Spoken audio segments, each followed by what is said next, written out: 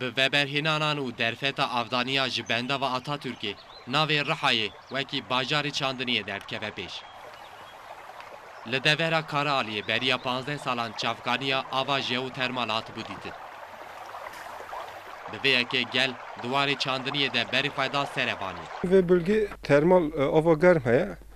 Sev ava germ em hatin. Êdî li gel pembû, garis û germê cûr bi cûr nebatçî têne gihandin û têne firotin bo bajarên din. Ser 25 dönüm ara em iş mekan süs bitkisi üretmiştik yine. Yaklaşık daha çeşidi mehene. 4-5 çeşidi jî em de derva li yurt dışı ettiğinin. Em saxsiyet vegeştik em jî çûk derdixe em axtarmişê mezin dikin em dû rejî dibe dîzmîş dikin em baxmawî dikin em dişîn derve. Welatî dixwazin qalîteya van nebatan pêş bixin û di bazarên biyanî de jî bifroşin.